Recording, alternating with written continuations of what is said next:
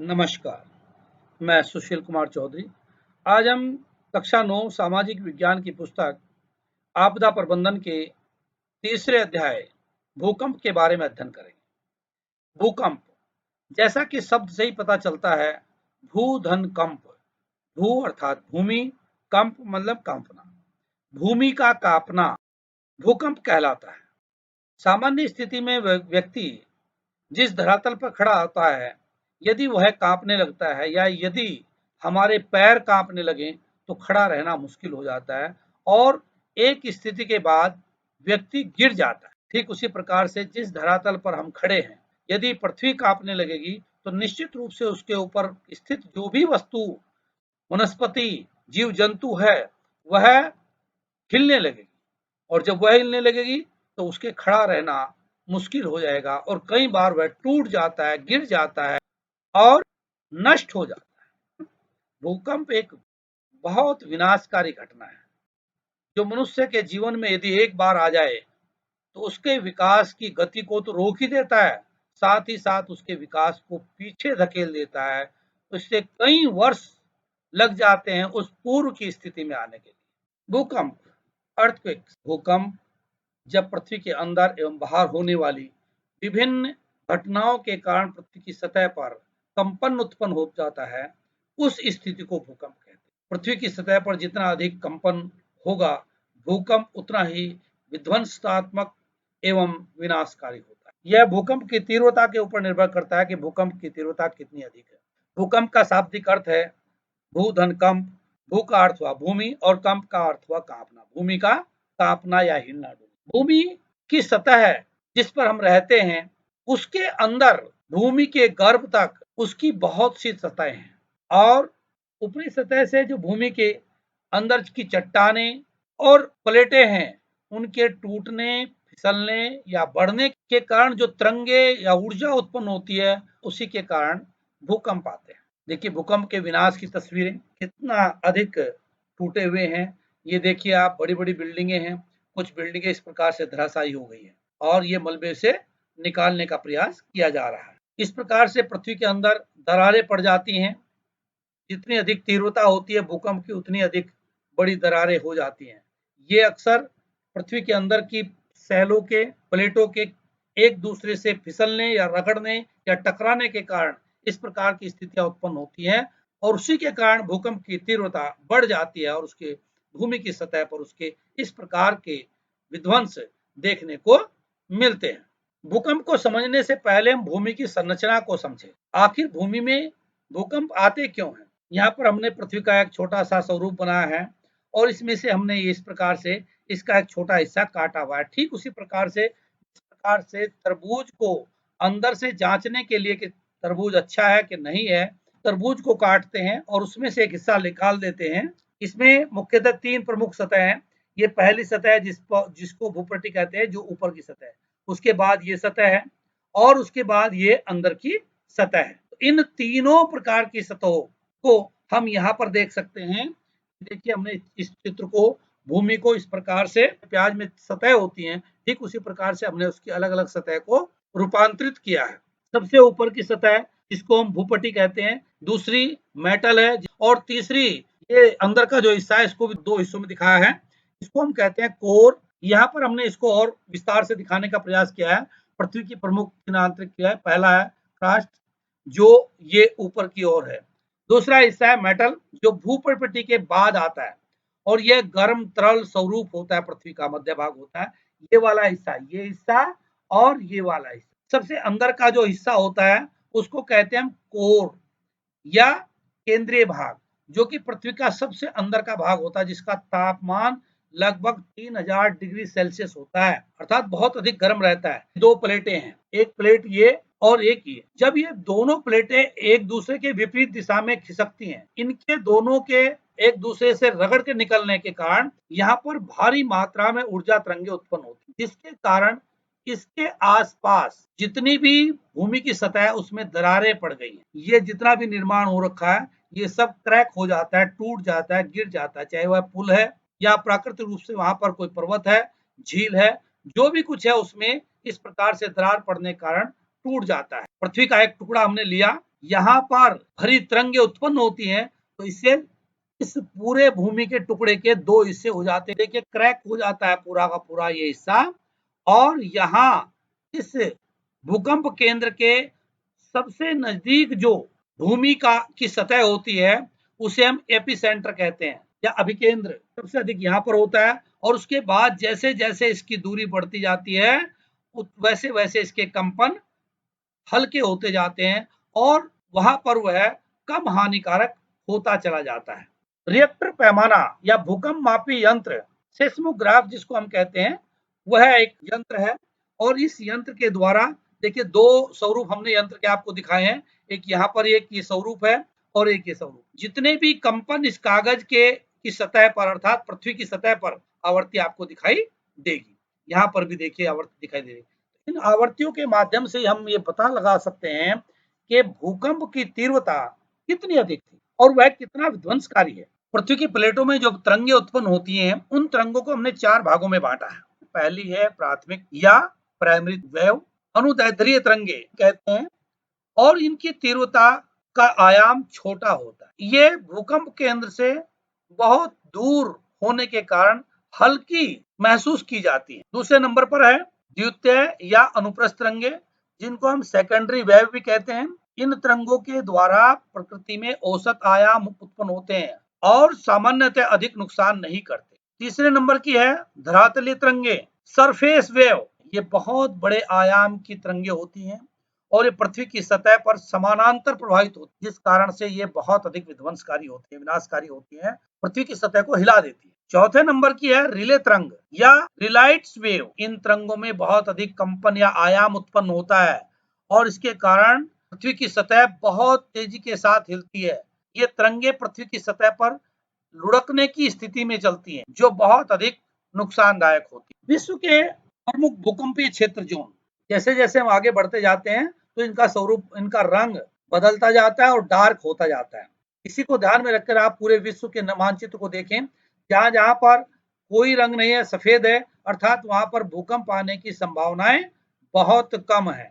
और जैसे जैसे रंग बदलता जाता है वैसे वैसे भूकंप आने की जो तीव्रता है उन स्थलों की अलग अलग पहचान होती चली जाती है। आप यहाँ देखेंगे कि सबसे अधिक जो हाई वेव का जो तरंगे हैं, हाई वेव का भूकंप आता है, वो क्षेत्र कौन से हैं? सागरीय तटीय क्षेत्र या पर्वतीय क्षेत्र। भारत में हिमालय क्षेत्र जितना है यह अधिक संवेदनशील क्षेत्र माना जाता है, क्योंकि हिमालय अभी भी निर्माण की स्थिति में है, इसलिए उसके नीचे की जो प्लेटें हैं वो अभी भी गति कर रही हैं, और जहां पर प्लेटें गति कर रही हैं पृथ्वी की, वहां पर भूकंप कभी भी आ सकता है और विनाशकारी आ सकता है। इसके अलावा जहां पर ज्वालामुखी फट रहे हैं उन क्षेत्रों में भी भूकंप आने की संभावनाएं तीव्र होती है। ये देखिए भारत और उत्तराखंड का भूकंप क्षेत्र है।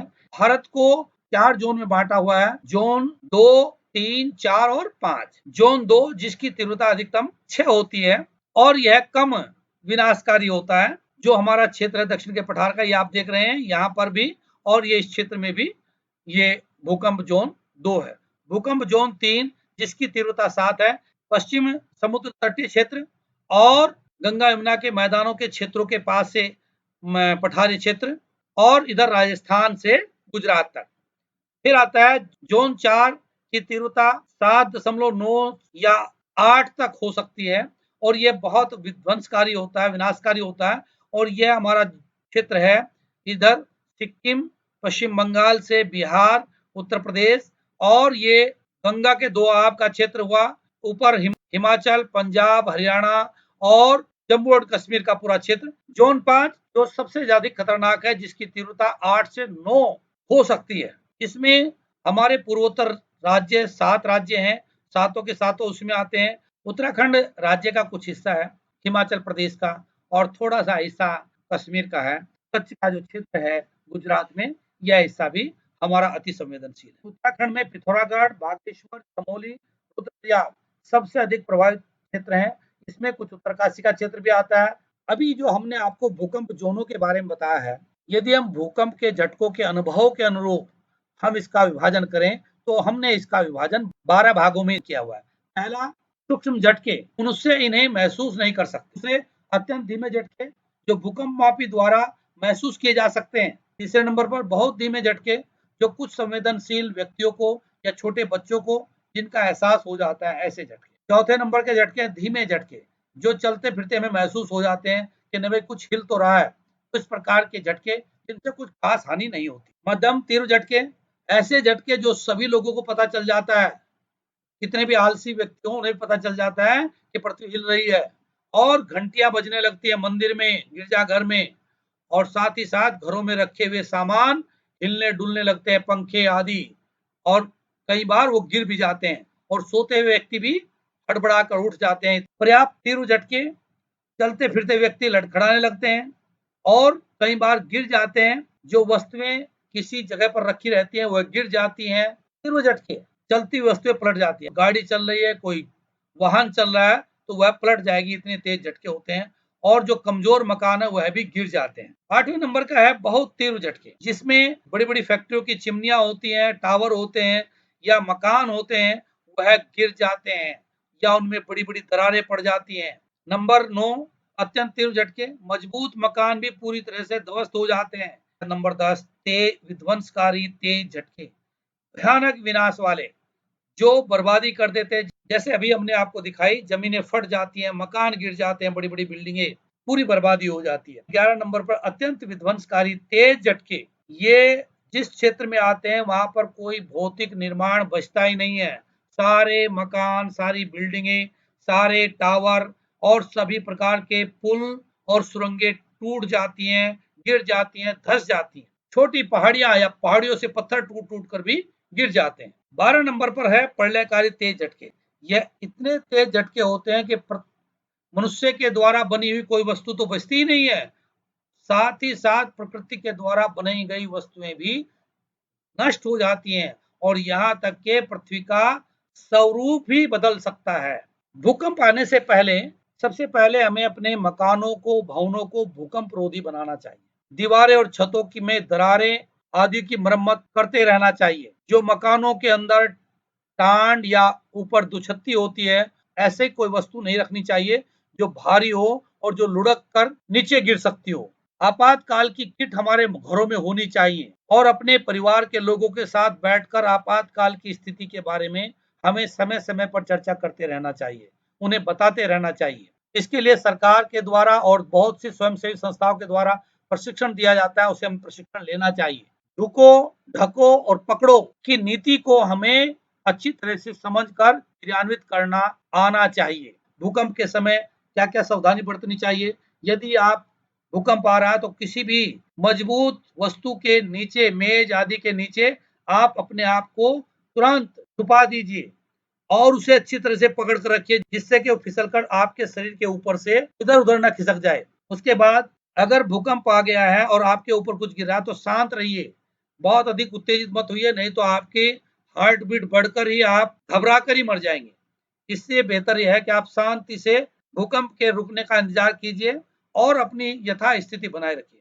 यदि आप मकान के अंदर है तो मकान में से बाहर निकलिए, और यदि आप घर के बाहर हैं और बड़ी बिल्डिंगों के, बिजली के तारों के आसपास है या बड़े पेड़ों के आसपास है तो वहां से दूर हट जाइए, क्योंकि वह भी गिर सकते हैं।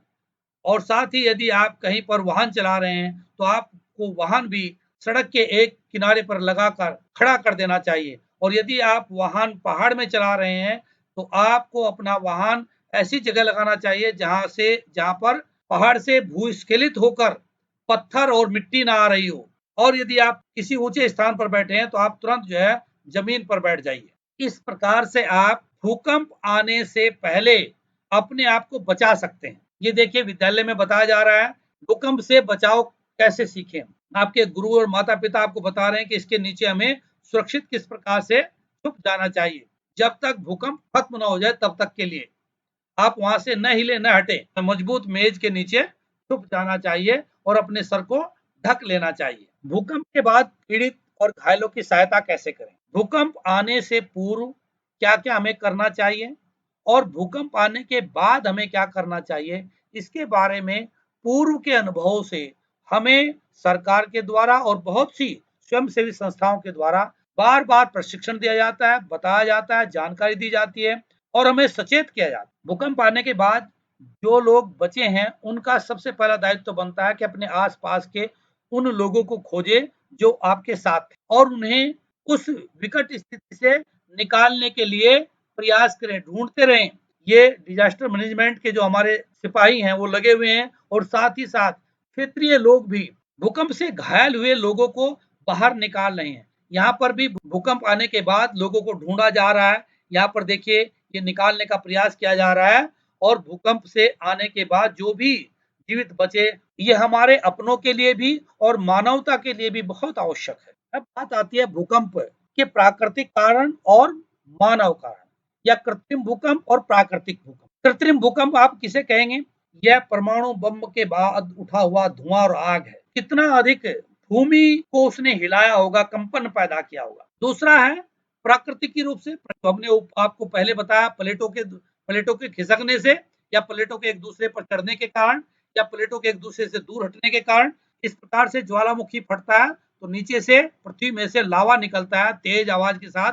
पृथ्वी का हिस्सा होता है वह कांपने लगता है अर्थात उसमें कंपन उत्पन्न हो जाता है। ये ऐसी मिसाइलें हैं जो परमाणु बम ले जा सकती हैं और ये जहां भी डाली जाएंगी वहां पर बहुत अधिक विनाश और कंपन पैदा कर देंगी। ये हाइड्रोजन बम पृथ्वी के बहुत बड़े हिस्से को तो विनाश करेगा ही साथ पृथ्वी के बहुत बड़े हिस्से को हिला देगा।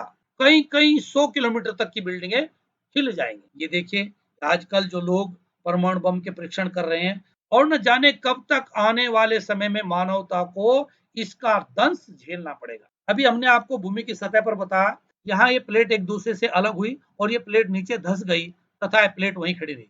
इसके धसने के कारण यहाँ पर गड्ढा बन गया। गड्ढे को भरने के लिए पानी इधर से तेजी के साथ इस तरफ को दौड़ा और जो पानी पहले से यहाँ था उस पानी को इस पानी ने बहुत तेजी के साथ आगे धकेल दिया। सागर के द्वारा जो पानी तेजी के साथ आ रहा है वो और ऊंचा उठता चला गया। लहरें उथले तट क्षेत्र में पहुंचकर धीमी होकर ऊंची हो जाती हैं और ये विशाल लहरें 800 किलोमीटर प्रति घंटा से भी अधिक तेज रफ्तार से चल सकती हैं। जितनी तेज रफ्तार से चलेंगी उतनी ही तेज रफ्तार से पीछे से पानी से धकेला जाएगा पानी और उतनी ही बड़ी लहरें उठेंगी। देखिए यहाँ पर लहरें कितनी बड़ी हैं और ये है यहाँ के तटीय क्षेत्रों पे बने हुए भवन। यहाँ तक कहा जाता है कि 150 मीटर ऊंचाई तक समुद्री लहरें उठ जाती हैं तो आसपास तक बड़ी से बड़ी बिल्डिंग और बड़े से बड़े भवन भी इनकी चपेट में आ जाते हैं। जैसा कि हमने आपको बताया भूकंप की कोई भविष्यवाणी नहीं की जा सकती। ऐसे क्षेत्र जहां पर अधिकांश भूकंप आते रहते हैं उन क्षेत्रों में हम पूर्व अनुभव के आधार पर एक स्मारिका बना सकते हैं किस समय और कितनी तीव्रता के साथ भूकंप आए और उन्होंने कितना विनाश किया और उससे पूर्व क्या क्या घटना घटी थी जिससे हमें ये पता चल जाए कि भूकंप आने से पहले किस प्रकार की घटनाएं यहाँ पर घटती हैं। भूकंप आने के पूर्व क्या क्या लक्षण दिखाई देते हैं? सामान्यतः कुछ ऐसे संवेदनशील जीव हैं जैसे चूहा, बिल्ली, कुत्ता, कुछ पालतू जानवर, वह इस प्रकार की हरकतें करने लगते हैं, इस प्रकार का व्यवहार करने लगते हैं जिससे हमें पता चल जाता है कि भूकंप आने वाला है। चूहा और बिलों में रहने वाले जीव वह बिलों से बाहर निकलकर भागने लगते हैं, बिल्ली कुत्ता घरों से बाहर भागने लगते हैं जिससे उनकी क्रियाओं को पहचान कर हम इस बात का अनुमान लगा सकते हैं। भूकंप आने से पूर्व वातावरण में भी कई बार अचानक तब्दीली आ जाती है जैसे तेज हवाओं का अचानक चल जाना या अचानक तेज हवाओं का रुक जाना। यह भी संदेह उत्पन्न करता है कि भूकंप आने वाला है। भूकंप से बचने के लिए हमने आपको उपाय बताए हैं और इसके अतिरिक्त समय समय पर मिलने वाले प्रशिक्षण तथा चेतावनियों को ध्यान से सुने और समझें तथा उन पर अमल करें तो कम हानि होगी। इस प्रकार से आप भूकंप आने के बाद होने वाली हानि को कम कर सकते हैं और अपने परिवार अपने आसपास के लोगों की जान माल की रक्षा कर सकते हैं। धन्यवाद।